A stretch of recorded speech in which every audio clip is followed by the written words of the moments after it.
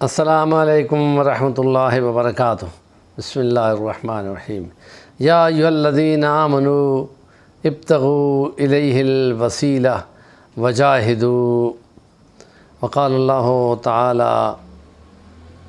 ما آتاکم الرسول فخذوہ وما نہاکم عنہ فانتہوا، وقال اللہ تعالی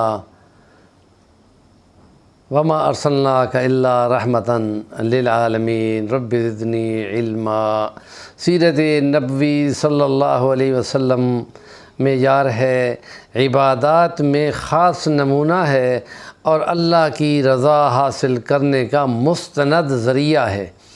اس میں کہ اللہ پاک تک پہنچنے کا کوئی طریقہ، کوئی وسیلہ اختیار کرو اور جہاد کرو، اور یہ جہاد مختلف نوعیتیں ہیں۔ اب اس کی تشریح میں جو نبی پاک صلی اللہ علیہ وسلم کے 4 مشن ہیں، نفوس کا تزکیہ کرتے ہوئے عبادات کو اختیار کرنے کی ہم بات کر رہے ہیں کہ نبی پاک صلی اللہ علیہ وسلم نے حضرت انس بن مالک کو، جو کہ نبی پاک صلی اللہ علیہ وسلم کا خادم تھا، کو 10 سال کی عمر میں آیا تھا، اور نبی پاک نے فرمایا ہے انس بیٹا، یہ 3 کام کہ جس میں تم نے یہ کرنے ہیں کبھی بھی نہیں چھوڑنے، اس کے بدلے میں اللہ پاک ہر معاملے میں تمہاری مدد فرمائے گا، اور جب تم اس دنیا سے جاؤ گے تو یوں ہی جاؤ گے تو خدا پاک تمہاری بخشش فرمائے گا اور تمہارے لیے جنت کا فیصلہ ہوگا۔ اور ان کے لیے آپ نے فرمایا پہلا کام یہ ہے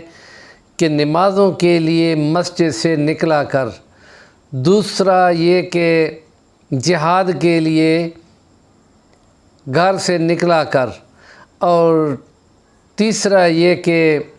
جب بھی گھر میں داخل ہوا کر تو گھر والوں پہ سلام کیا کر۔ اور اس کی تشریح میں اگر جائیں تو گھر سے نکلنا مسجدوں کی طرف، کہ جتنا گھر دور ہوگا ہر قدم کے بدلے 1 نیکی ملے گی اور 1 گناہ معاف ہوگا، اور یہاں تک کہ جب واپس آؤ گے گھر کی طرف تو پھر بھی اسی طرح 1 نیکی ملے گی اور 1 گناہ ڈیلیٹ ہوگا یا ہٹا دیا جائے گا۔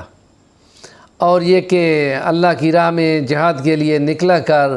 جہاد کی مختلف نوعیتیں ہیں، جنگ اس میں خاص حالات میں اسلحہ لگا کر جان قربان کرنے کے لیے نکلنا ہے، اور اس کے سوا بھی جہاد کی مختلف سمتیں ہیں۔ نبی پاک صلی اللہ علیہ وسلم نے فرمایا تھا کہ جو استاد اور جو معلم یا جو متعلم دین سیکھنے کے لیے، علم سیکھنے کے لیے گھر سے نکلتا ہے، وہ راہ میں ہوتا ہے جب تک کہ وہ واپس نہ آ جائے تو وہ اللہ کا سپاہی ہوتا ہے۔ تو گویا علم کے لیے جو گھر سے نکلتے ہیں وہ بھی اللہ کی راہ پہ ہوتے ہیں، اور اس راہ پہ جانا بہت بڑی سعادت ہے، اور اگر اسی پہ کہیں حادثہ ہو جائے اور وہ فوت ہو جائے تو وہ شہادت ہے۔ تو اس لیے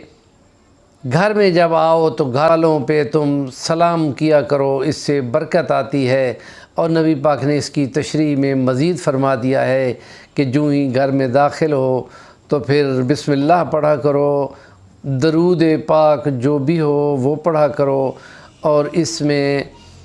سورۃ اخلاص تھوڑے سے لمحے میں پڑھ کر السلام علیکم ورحمۃ اللہ بولا کرو، تو تمہارے گھر کا رزق کبھی بھی کم نہیں ہوگا۔ مسجدوں میں نکلنا، نماز کے لیے نکلنا، نبی پاک نے فرمایا اگر تمہیں معلوم ہو جائے کہ اس کے کتنی فضیلت اور کے درجے ہیں، تو بیمار بھی 2 بندوں کے کندھوں پر لٹکتا ہوا، گھسٹتا ہوا لازمی مسجد میں جاتا، اور تمہیں کیا معلوم کہ مسجد کے پہلی صف میں جگہ پانے کی کتنی فضیلت ہے، تو تم لڑائی لڑ کر اس تک پہنچتے۔ تو یہ وہ حکمت و دانائی کی باتیں ہیں جو بندوں کے نفوس کو درست کرنے کے لیے نبی پاک نے فرمائی ہیں۔ ہمیں ان کی لازمی اتباع اور اس پہ ایمان رکھنا چاہیے۔ ہمارے چینل کا نام ہے صفی الوانی، ضرور سبسکرائب کریں، اور علم کی بات، دین کی بات کو آگے بیان کریں گے تو آپ کو بھی کامل ثواب ملے گا۔